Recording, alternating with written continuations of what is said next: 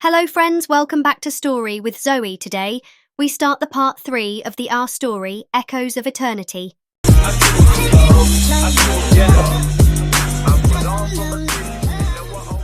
गुसुलान कबीले के संस्थापक लान आंजी के समय में आकर वे वुशियन और लान वांगजी अब एक बड़े रहस्य के सामने खड़े थे। सूत्र को लेकर लौट यह समय उस युग का था जब गुसुलान कबीला अपनी जड़ें जमा रहा था। लान सिचेन वे वुशियन और लान वांगजी ने देखा और धीरे से शहर की गलियों में हर व्यक्ति यह शक्ति सफेद वस्त्र पहने हुए था, उतनी ही खतरनाक भी, और उनकी चाल ढाल बेहद संयमित के लिए तैयार हो।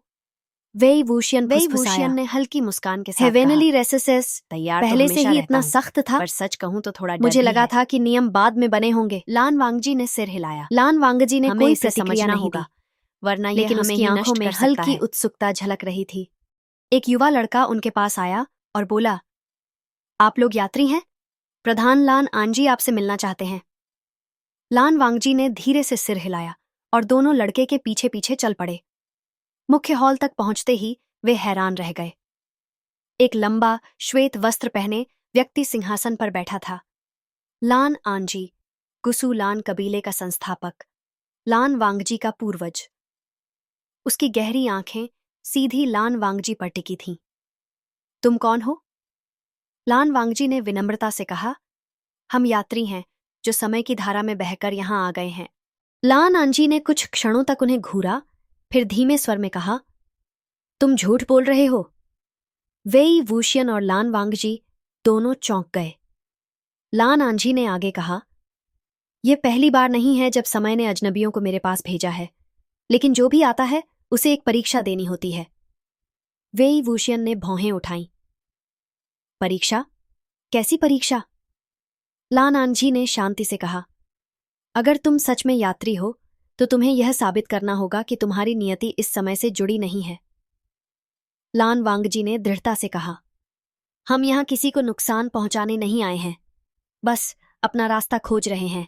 लान आंजी ने हल्की मुस्कान दी, तो तुम्हें यह साबित करना होगा और यह परीक्षा आसान नहीं होगी।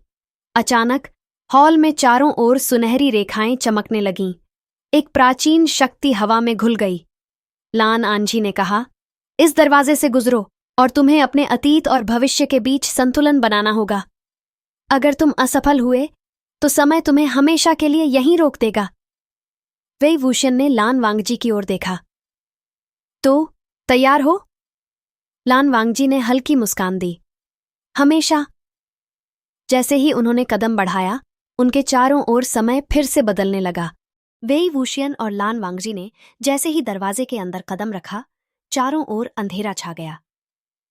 एक पल पहले वे गुसुलान कबीले के संस्थापक लान आंजी के सामने खड़े थे और अगले ही पल वे समय के भंवर में फंस गए। हवा में एक अजीब सी गूंज सुनाई दे रही थी, मानो कोई प्राचीन शक्ति उन्हें परख रही हो। जो समय को तोड़ते हैं वे उसके भार को सहन करने के लिए तैयार रहना चाहिए।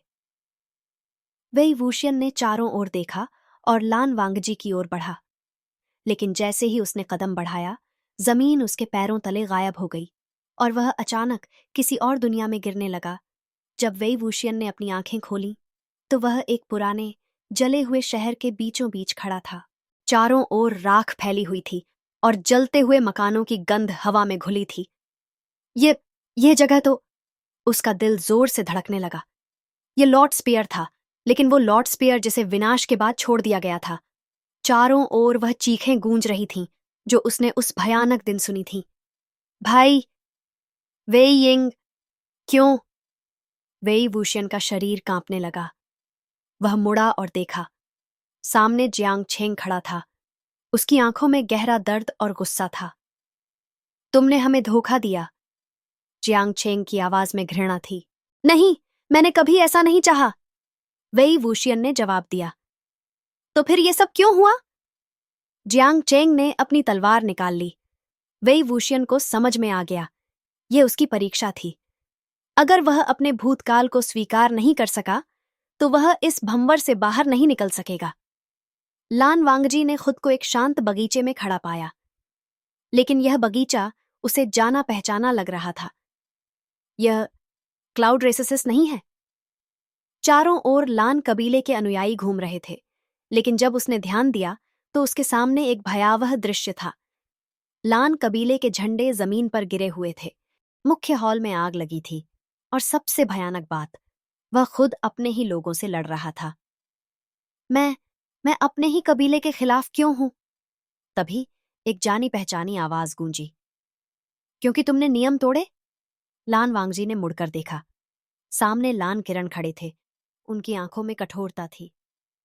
अगर तुम अपने नियम तोड़ते रहोगे तो एक दिन यही होगा, उनकी आवाज गूंजी।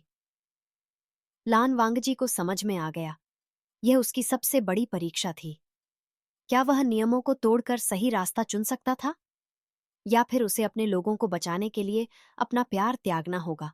वेई वूशियन और लान वांगजी दोनों को अपने सबसे बड़े भय का सामना करना पड़ा। वेई वूशियन ने जियांग चेंग की ओर देखा और धीरे से कहा, मैंने तुम्हें खो दिया और यह मेरी गलती थी, लेकिन मैं अपने की पर गर्व करता हूं क्योंकि मैंने सही रास्ता चुना था। जियांग चेंग की छवि धीरे धीरे धुंधली होने लगी। अब तुम तैयार हो? उसी समय लान वांगजी ने अपनी तलवार नीचे कर दी और अपने पूर्वज की ओर देखा। मैं नियमों से ऊपर नहीं हूं, उसने कहा, लेकिन अगर मेरा दिल सही रास्ता दिखाता है तो मैं उसे जरूर चुनूंगा। लान किरण ने हल्की मुस्कान दी। अब तुम समय के बंधन से मुक्त हो। जैसे ही दोनों ने अपनी परीक्षाएं पार कीं, समय के भंवर ने उन्हें वापस खींच लिया।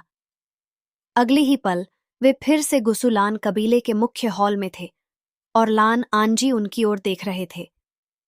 तुमने साबित कर दिया कि तुम समय की शक्ति को संभाल सकते हो, उन्होंने कहा। वेई वूशियन ने राहत की सांस ली। तो इसका मतलब हम वापस जा सकते हैं?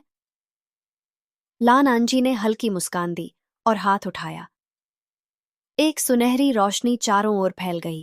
अब तुम्हें तुम्हारे समय में लौटने की अनुमति है, लेकिन याद रखना, समय हमेशा देखता है। जैसे ही रोशनी तेज हुई, वेई वूशियन और लान वांगजी ने खुद को वापस अपने समय में पाया, ठीक उसी जगह जहां से उन्होंने यात्रा शुरू की थी। चारों ओर सब कुछ वैसा ही था। कोई बदला हुआ भविष्य नहीं, कोई बिखरा हुआ अतीत नहीं। हम वापस आ गए, वेई वूशियन ने खुशी से कहा। लान वांगजी ने उसकी ओर देखा और हल्की मुस्कान दी, लेकिन तभी समय की शक्ति का एक आखिरी संकेत उनके सामने उभरा, एक रहस्यमयी चिन्ह जो अब तक उनकी आंखों से छुपा हुआ था। क्या यह कहानी सच में खत्म हो गई? वेई वूशियन ने फुसफुसाया। लान वांगजी ने धीरे से कहा। गुसुलान कबीले के शांत वातावरण में वेई वूशियन और लान वांगजी वापस लौट चुके थे। उनके सामने वही पुरानी इमारतें, वही साफ नीला आकाश और वही ठंडी हवाएं थीं, लेकिन कुछ बदला बदला सा लग रहा था। वेई वूशियन ने अपने हाथों की ओर देखा। उनकी हथेली पर सुनहरी रोशनी की हल्की परछाई थी। हूं? ये पहले तो नहीं था। लान वांगजी ने उसकी ओर देखा और धीरे से कहा, यह समय का निशान है। समय का निशान? हां, लान वांगजी ने गंभीर स्वर में कहा। समय ने हमें वापस भेज दिया, लेकिन इस निशान का मतलब है कि हमने अब भी पूरी तरह से उसकी पकड़ से मुक्ति नहीं पाई है। वेई वूशियन ने भौहें चढ़ाईं। तो क्या यह समस्या बन सकती है? लान वांगजी ने कोई जवाब नहीं दिया, लेकिन तभी हवा में हल्की सरसराहट हुई और अचानक समय का एक दरवाजा फिर से उनके सामने खुल गया। दरवाजे के पार अंधकार फैला था। वेई वूशियन और लान वांगजी ने एक दूसरे की ओर देखा। अब क्या? वेई वूशियन ने झुंझलाकर कहा। हमें इसका सामना करना होगा, लान वांगजी ने शांति से कहा। वेई वूशियन ने सिर हिलाया। ठीक है, चलो देखते हैं इस बार समय हमारे लिए क्या नया खेल लाया है। जैसे ही उन्होंने दरवाजे के अंदर कदम रखा, चारों ओर रोशनी फैली। जब उनकी आंखें खुलीं तो वे एक अनजान जगह पर थे। यह कोई सामान्य स्थान नहीं था। यहाँ की जमीन काले संगमरमर से बनी थी, आकाश लाल नीला था और दूर तक फैली धुंध में प्राचीन इमारतें दिखाई दे रही थीं।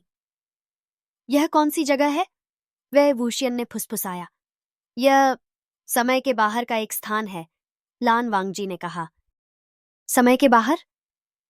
हाँ, जहां बीता हुआ समय और आने वाला भविष्य दोनों एक साथ मौजूद होते हैं। वेई वूशियन ने गहरी सांस ली। वाह, समय भी कितने रहस्यों से भरा हुआ है। लान वांगजी ने सिर हिलाया, लेकिन तभी अचानक उनके सामने एक आकृति उभरने लगी। धीरे धीरे धुंध से एक व्यक्ति बाहर निकला।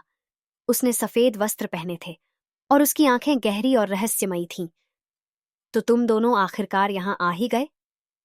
वेई वूशियन और लान वांगजी सतर्क हो गए। तुम कौन हो? वेई वूशियन ने पूछा। व्यक्ति हल्का मुस्कुराया। मैं वही हूं जिसने तुम्हें समय में वापस भेजा था। वेई वूशियन की आंखें चौड़ी हो गईं। तुमने हमें क्यों वापस भेजा? व्यक्ति ने गहरी सांस ली और कहा, क्योंकि अभी भी कुछ अधूरा है। लान वांगजी ने शांत स्वर में पूछा, क्या अधूरा है? व्यक्ति ने उनकी ओर देखा और धीरे से कहा, तुम्हारी किस्मत। क्या मतलब? वेई वूशियन ने सवाल किया। तुम दोनों ने समय की शक्ति को छेड़ा है, व्यक्ति ने कहा। अब तुम्हें इसे संतुलित करना होगा। लान वांगजी ने उसकी आंखों में देखा। कैसे? व्यक्ति मुस्कुराया और बोला, समय ने जो कुछ बदला है उसे ठीक करने के लिए तुम्हें एक और यात्रा करनी होगी। वेई वूशियन ने कराहते हुए कहा, फिर से? क्या समय को हमें चैन से नहीं रहने देना चाहिए? व्यक्ति ने गंभीर स्वर में कहा, अगर तुम ऐसा नहीं करोगे तो समय अपने आप ठीक होने के लिए हर चीज को मिटा देगा। वेई वूशियन चौंक गया। मतलब हम जिस दुनिया में लौटे हैं वह भी सुरक्षित नहीं है? बिल्कुल, व्यक्ति ने सिर हिलाया। लान वांगजी ने वेई वूशियन की ओर देखा और कहा, हमें जाना होगा। वेई वूशियन ने गहरी सांस ली और हंसते हुए कहा, ठीक है, फिर एक और समय यात्रा के लिए तैयार हो जाओ। व्यक्ति ने अपना हाथ उठाया और अचानक उनके सामने एक और दरवाजा खुल गया। यह समय की अंतिम यात्रा होगी। वेई वूशियन और लान वांगजी ने एक दूसरे की ओर देखा और बिना किसी हिचकिचाहट के दरवाजे के अंदर कदम रख दिया। रोशनी फैली और वे एक बार फिर अतीत और भविष्य के बीच खो गए। लेकिन इस बार वे जानते थे कि यह सिर्फ एक साधारण यात्रा नहीं थी। यह समय को बचाने की लड़ाई थी। चमकती रोशनी के बीच से निकलते ही वेई वूशियन और लान वांगजी खुद को एक नई जगह पर खड़ा पाए। यह जगह न अतीत थी न भविष्य, बल्कि किसी ऐसे आयाम का हिस्सा थी जहां समय खुद ही अपनी उलझनों में बंधा हुआ था। चारों ओर अजीब सी शांति थी, लेकिन हवा में एक असहज बेचैनी महसूस हो रही थी। अब कहाँ आ गए हम? वेई वूशियन ने खींचते हुए कहा। लान वांगजी ने चारों ओर देखा और गंभीर स्वर में कहा, यह कोई साधारण जगह नहीं है। वेई वूशियन ने भौहें चढ़ाईं। अब ये मत कहना कि हम फिर किसी नए संकट में फंस गए हैं। संभावना है, लान वांगजी ने शांति से कहा। वेई वूशियन ने गहरी सांस ली। ठीक है, पहले देखते हैं कि यहां और क्या क्या है। वे आगे बढ़ने लगे, लेकिन जैसे ही उन्होंने कदम बढ़ाया, उनके चारों ओर की जमीन अचानक धुंधली होने लगी। और तभी समय का दर्पण उनके सामने एक विशाल दर्पण प्रकट हुआ। इसमें उनका प्रतिबिंब नहीं था, बल्कि उनके पुराने जीवन की झलकियां दिखाई दे रही थीं। दर्पण के अंदर वेई वूशियन और लान वांगजी ने खुद को एक भव्य महल के अंदर खड़ा पाया। चारों ओर सुंदर रेशमी पर्दे, सोने से जड़ी हुई दीवारें और सैनिकों की लंबी कतारें थीं। यह कौन सा समय है? वेई वूशियन ने हैरानी से कहा। यह प्राचीन सम्राटों का युग लगता है, लान वांगजी ने कहा। तभी महल के द्वार पर एक व्यक्ति प्रकट हुआ। उसने शाही वस्त्र पहने थे और उसके सिर पर एक मुकुट था। वह धीरे धीरे उनकी ओर बढ़ा। स्वागत है अजनबियों, उसने गंभीर स्वर में कहा। तुम्हें यहां बुलाया गया है क्योंकि समय की धारा में गड़बड़ी आई है। वेई वूशियन ने सिर हिलाया। और हमें इसे ठीक करना होगा, है ना? बिल्कुल, राजा ने कहा, लेकिन इसके लिए तुम्हें पहले समय की परीक्षा से गुजरना होगा। दूसरी झलक, एक खोया हुआ युद्ध। अचानक दर्पण की छवि बदल गई। अब वेई वूशियन और लान वांगजी एक युद्ध क्षेत्र में खड़े थे। चारों ओर सैनिकों की लाशें बिछी हुई थीं और जलते हुए झंडे हवा में लहरा रहे थे। लान वांगजी ने ध्यान से देखा और कहा, यह अतीत का एक युद्ध है, लेकिन यह इतिहास में दर्ज नहीं था। वेई वूशियन ने भौहें चढ़ाईं। क्या इसका मतलब यह युद्ध समय से मिटा दिया गया था? तभी युद्ध के मैदान के बीच एक घायल सैनिक ने कराहते हुए कहा, हमें बचाओ, हमें समय के अंधकार से बाहर निकालो। वेई वूशियन और लान वांगजी ने एक दूसरे की ओर देखा। यह स्पष्ट था कि उन्हें इस युद्ध को ठीक करना था, लेकिन कैसे? दर्पण में अंतिम झलक में वे खुद को देख सकते थे, लेकिन यह वे नहीं थे, बल्कि यह उनके वैकल्पिक रूप थे। क्या? वेई वूशियन ने हैरानी से कहा। यह मैं हूं, लेकिन यह मैं नहीं हूं। लान वांगजी ने गहरी सांस ली। यह समय का दूसरा संस्करण है। मतलब कि यदि हम समय में कुछ भी बदलते हैं तो उसका असर हमारे अस्तित्व पर पड़ सकता है। वेई वूशियन ने एक लंबी सांस ली। तो क्या करना होगा? दर्पण के अंदर से एक आवाज आई। तुम्हें तय करना होगा कि किसे बचाना है और किसे समय के प्रवाह में छोड़ना है। वेई वूशियन और लान वांगजी के चेहरे गंभीर हो गए। अब उनके सामने 3 रास्ते थे। 1. राजा के युग में जाकर इतिहास की गड़बड़ी को ठीक करना। 2. भूले हुए युद्ध को सही क्रम में लाना। 3. अपने वैकल्पिक अस्तित्व के बीच सही चुनाव करना। वेई वूशियन ने गहरी सांस ली। क्या तुम्हारे पास कोई योजना है, लानझान? लान वांगजी ने गंभीरता से कहा। हमें समय को संतुलित करना होगा, लेकिन यह आसान नहीं होगा। तो कौन सा रास्ता पहले चुने? लान वांगजी ने दर्पण की ओर देखा। हमें सबसे पहले अपने अस्तित्व को सुरक्षित करना होगा। अगर हम खुद को बचा नहीं पाए तो बाकी सब व्यर्थ होगा। वेई वूशियन ने मुस्कुराकर कहा, ठीक है, चलो देखते हैं कि हमारे वैकल्पिक रूप हमें क्या सिखाने वाले हैं। और उन्होंने पहला कदम आगे बढ़ाया, समय की सबसे बड़ी उलझन को सुलझाने के लिए। वेई वूशियन और लान वांगजी ने जैसे ही पहला कदम आगे बढ़ाया, दर्पण अचानक कांपने लगा और उसमें से एक अजीब सी ऊर्जा बाहर निकलने लगी। संभल कर! लान वांगजी ने चेतावनी दी, लेकिन इससे पहले कि वे कुछ समझ पाते, वे फिर से एक नई जगह पर आ चुके थे। चारों ओर अजीब सी धुंध थी और उनके ठीक सामने खड़े थे उनके वैकल्पिक रूप। वेई वूशियन ने अपने ठीक सामने देखा। यह व्यक्ति हुबहू उसी जैसा था, लेकिन उसकी आंखों में एक ठंडी चमक थी। वाह, यह तो मजेदार है, वेई वूशियन ने मुस्कुराकर कहा। लेकिन दूसरे वेई वूशियन की आंखों में जरा भी दोस्ती का भाव नहीं था। तुम्हें यहां नहीं होना चाहिए, उसने कठोर स्वर में कहा। लान वांगजी ने ध्यान दिया कि दूसरा वेई वूशियन काले वस्त्रों में था और उसके पीछे खड़ा दूसरा लान वांगजी बिल्कुल अलग लग रहा था। उसकी आंखों में एक गहरी उदासी थी। वेई वूशियन ने भौहें चढ़ाईं। ओह, और तुम्हें कैसे पता कि हमें यहां नहीं होना चाहिए? क्योंकि यह हमारी दुनिया है, दूसरे लान वांगजी ने शांति से कहा, और हम अपनी दुनिया को बदलने नहीं देंगे। लान वांगजी ने गहरी सांस ली। क्या तुम जानते हो कि समय में गड़बड़ी हो गई है? हम जानते हैं, दूसरा वेई वूशियन बोला, और हम इसे सही करने के लिए किसी बाहरी हस्तक्षेप की जरूरत नहीं समझते। अचानक दूसरा वेई वूशियन आगे बढ़ा और बिना कोई चेतावनी दिए एक शक्तिशाली काली ऊर्जा का विस्फोट किया। वेई वूशियन और लान वांगजी मुश्किल से पीछे हटे।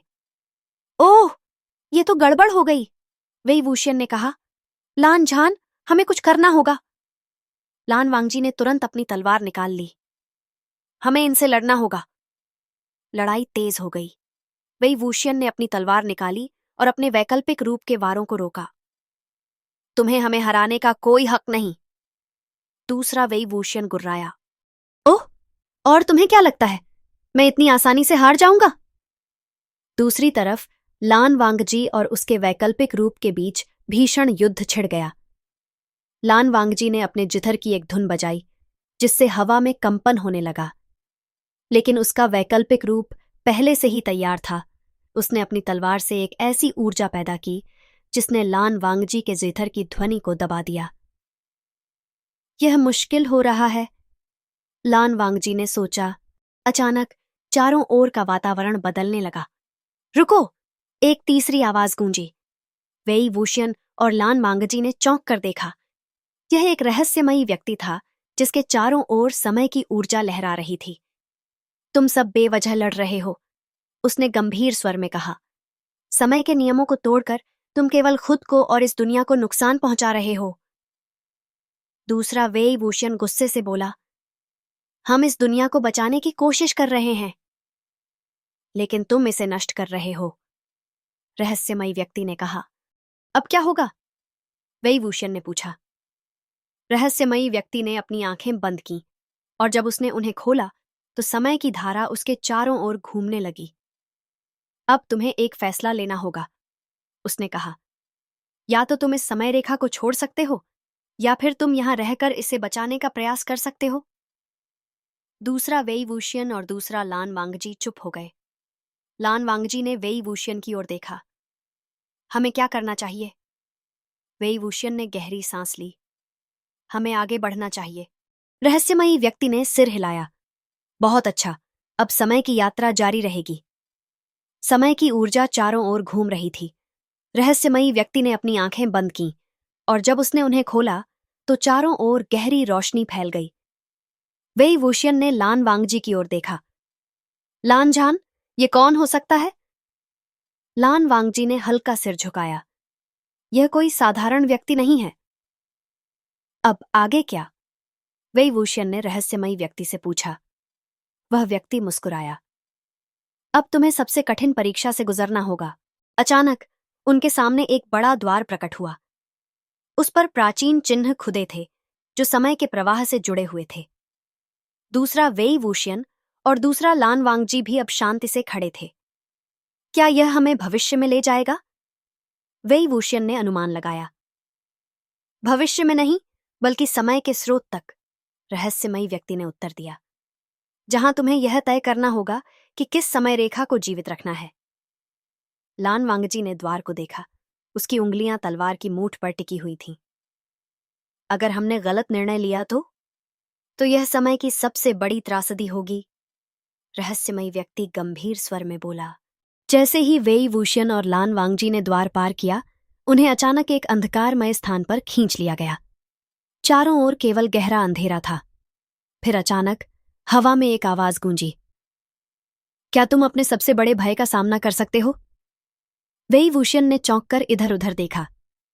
लान जान, ये आवाज कहां से आ रही है? लेकिन लान वांगजी भी पूरी तरह सतर्क था। अचानक अंधकार के बीच से कुछ आकृतियां उभरने लगीं। यह वेई वूशियन का अपना भूतकाल था। तुम्हें लगा कि तुम भाग सकते हो? यह वही समय था जब वेई वूशियन ने अपने प्रियजनों को खोया था। वेई वूशियन ने अपनी सांसें रोक लीं। उसके सामने उसके अपने अतीत के दृश्य चलने लगे। वह समय जब उसने लोटस पियर को खोया था, जब जियांग चेंग ने उस पर भरोसा करना छोड़ दिया था, जब सबने उसे एक दानव समझा था। यह सब फिर से क्यों आ रहा है? लान वांगजी ने उसके कंधे पर हाथ रखा। यह परीक्षा तुम्हें परखने के लिए है। लेकिन इससे पहले कि वे कुछ कर पाते, समय की धारा और भी तेज होने लगी। अचानक लान वांगजी के सामने भी कुछ आकृतियां प्रकट हुईं। यह उसका अपना भूतकाल था, उसके माता पिता, उसका अकेलापन, उसका दर्द। लान वांगजी की आंखें गहरी हो गईं। यह केवल एक भ्रम है, उसने कहा। लेकिन क्या यह वाकई सिर्फ एक भ्रम था? अचानक समय की लहरें उनके चारों ओर घूमने लगीं और वे एक नए स्थान पर पहुंच गए। अब उनके सामने था समय का स्रोत, एक विशाल जलाशय जिसमें हर समय रेखा का प्रतिबिंब दिखाई दे रहा था। रहस्यमयी व्यक्ति की आवाज फिर गूंजी। अब निर्णय का समय आ गया है। वेई वूशियन और लान वांगजी ने एक दूसरे की ओर देखा।